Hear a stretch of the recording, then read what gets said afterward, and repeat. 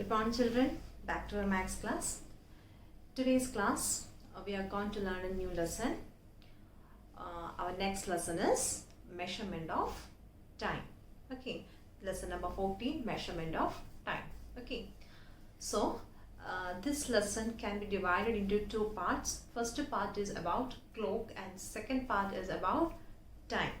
Calendar. Okay, so clock and calendar. These are the main two topics which comes under this lesson. Okay, measurement of time, clock and calendar. Okay, so today we are going to learn about calendar.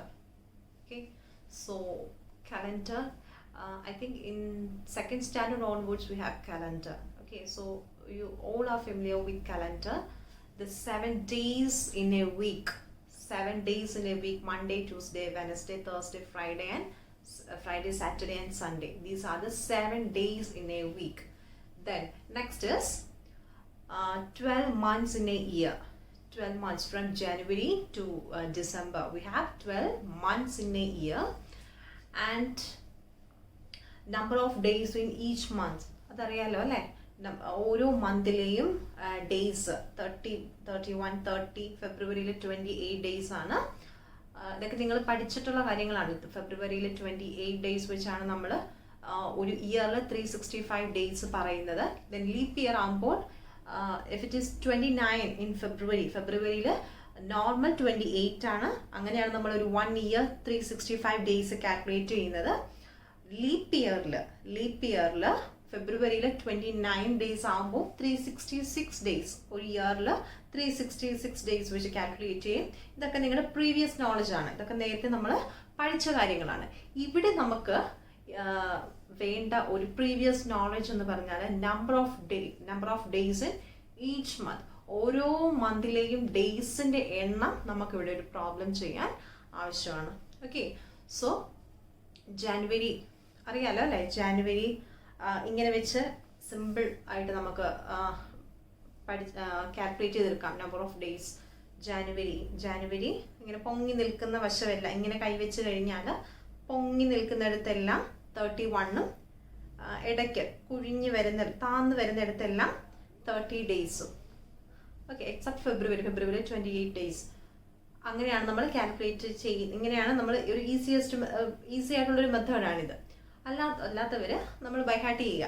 Okay, ഓരോ മന്തിലും എത്ര days ഉണ്ടെന്നത് എന്തായാലും അറിഞ്ഞിരിക്കണം. അതറിഞ്ഞാൽ മാത്രമേ നമുക്കിവിടെ problem ചെയ്യാൻ പറ്റുള്ളൂ. ഇത് ഈസി ആയിട്ടുള്ളൊരു മെത്തേഡാണ്. ഫസ്റ്റ് നമ്മുടെ ഈ ഫിംഗർ ഇൻഡെക്സ് ഫിംഗർ നോക്കിക്കേ, അവിടെ പൊങ്ങി നിൽക്കുന്ന അല്ലേ, അത് 31 ഡേയ്സ്. അവിടെ നിന്നാണ് നമ്മൾ സ്റ്റാർട്ട് ചെയ്യുന്നത്. ഫെബ്രുവരി താന്ന് വരും. ഓക്കെ, നെക്സ്റ്റ് ആഫ്റ്റർ ഫെബ്രുവരി ഇങ്ങനെ കാണിച്ച് നേരിട്ട് അല്ലാതെ ഇത് ഇത്ര എഫക്റ്റീവ് ആവുമെന്ന് എനിക്കറിയില്ല.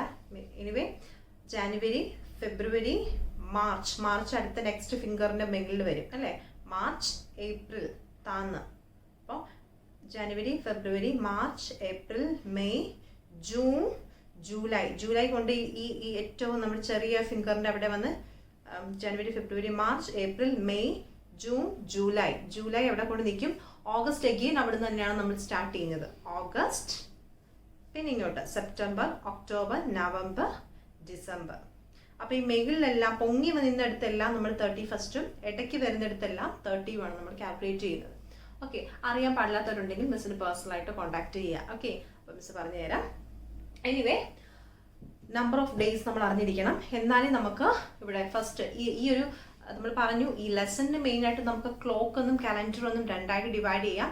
ഈ കലണ്ടറാണ് നമ്മൾ ഫസ്റ്റ് പഠിക്കാൻ പോകുന്നത്. കലണ്ടറിൽ തന്നെ നമുക്ക് 3 ടോപ്പിക്സ് ആണുള്ളത്. നമ്പർ ഓഫ് ഡേയ്സ് കണ്ടുപിടിക്കാനുണ്ട്. 2 ഡേറ്റ്സ് തന്നിട്ട് അതിൻ്റെ ബിഫോർ ആഫ്റ്റർ ഇൻ ബിറ്റ്വീൻ നമ്മൾ അതിൻ്റെ നമ്പർ ഓഫ് ഡേയ്സ് കണ്ടുപിടിക്കണം. Then short form and long form. ഒരു ഡേറ്റിൻ്റെ ഷോർട്ട് ഫോമും ലോങ് ഫോമും എഴുതാനും പഠിച്ചിരിക്കണം. These are the main 3 topics in this topic. ഏതാ കലണ്ടറിൽ നമ്മൾ ഡിവൈഡ് ചെയ്താൽ വരുന്ന 3 സബ് ടോപ്പിക്സ് ആണ് ഈ 3. ഓക്കെ, സോ നമ്മുടെ ലെസൺ മെഷർമെന്റ് ഓഫ് ടൈമിനെ നമ്മൾ രണ്ടായിട്ട് ഡിവൈഡ് ചെയ്തു, ക്ലോക്ക് ആൻഡ് കലണ്ടർ. കലണ്ടറിനെ മിസ് പറഞ്ഞ് 3ആയിട്ട് നമുക്ക് ഡിവൈഡ് ചെയ്യാം. അതിൽ ഫസ്റ്റ് വരുന്നത് നമ്മൾ ഫസ്റ്റ് പഠിക്കാൻ പോകുന്നത് ഷോർട്ട് ഫോം.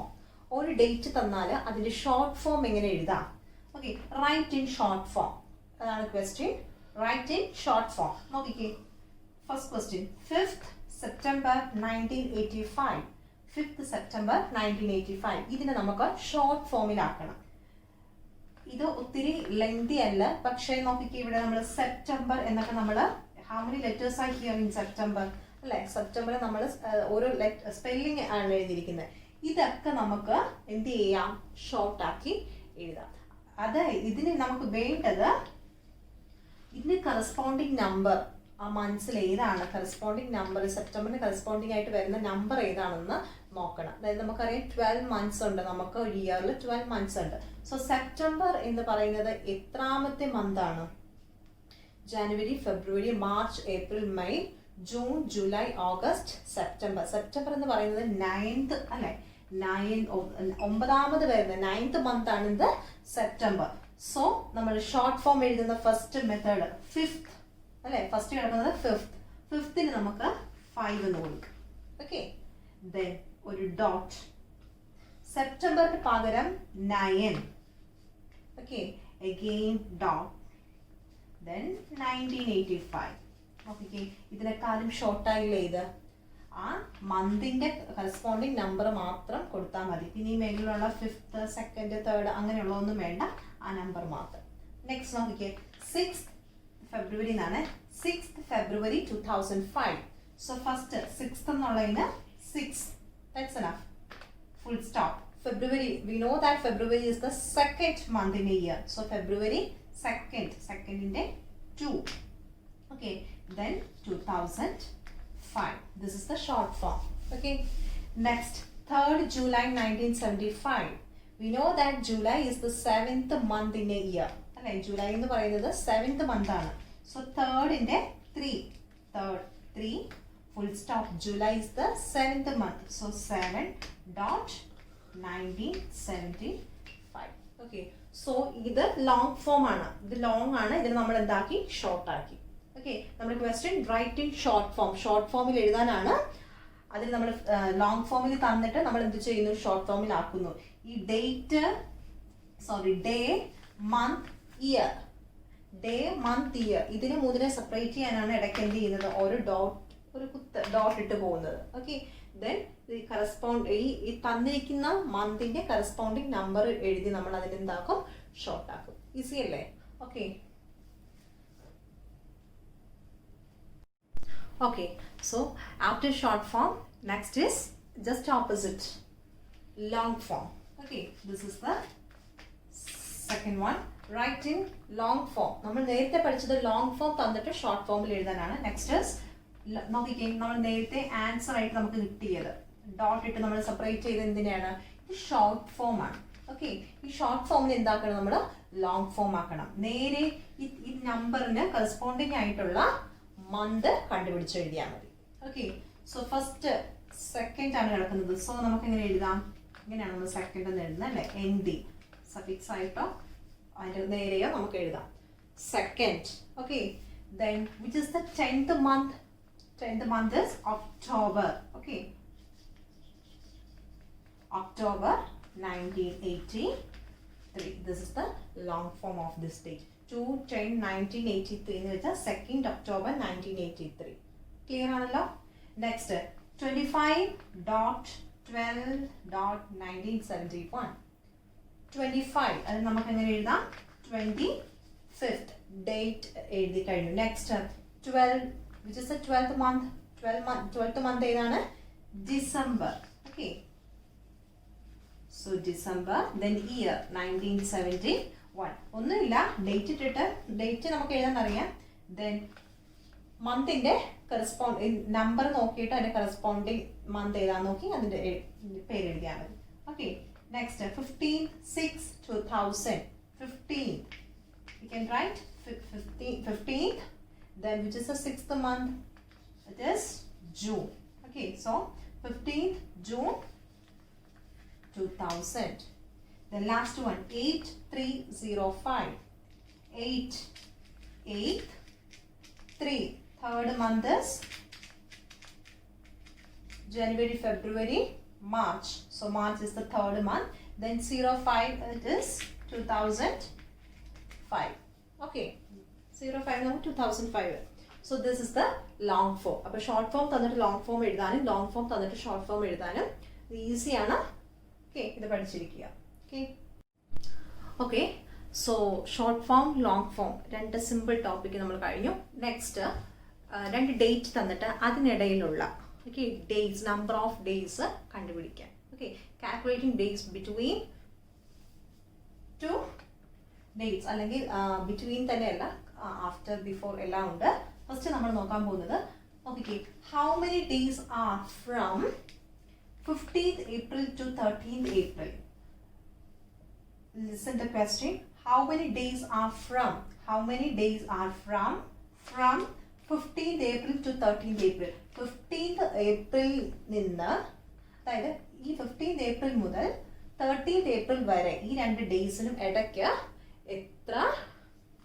എത്ര ഡേയ്സ് ഉണ്ട്? ക്വസ്റ്റ്യൻ മീനിങ് മനസ്സിലായ മക്കളെ? ഈ രണ്ട് ഡേറ്റിനും ഇടയ്ക്കുള്ള നമ്പർ ഓഫ് ഡേയ്സ് ആണ് നമുക്ക് കണ്ടുപിടിക്കേണ്ടത്. അതായത് 15th April മുതൽ 13th April വരെ എത്ര ഡേയ്സ് ഉണ്ട്, അതാണ് നമ്മുടെ ക്വസ്റ്റ്യൻ. മനസ്സിലായല്ലോ? സോ നമ്മൾ അപ്പോൾ 15th April മുതൽ, അതായത് 15th അതിൽ ഇൻക്ലൂഡഡ് ആണ്. മനസ്സിലായോ? 15th April മുതൽ 13th April വരെ, അതാണ് നമ്മുടെ ക്വസ്റ്റ്യൻ്റെ മീനിങ്. സോ 15th April അതിൽ ഇൻക്ലൂഡഡ് ആണ്. അപ്പോൾ 15th April അതിൽ ഉൾപ്പെട്ടിട്ടുണ്ട്.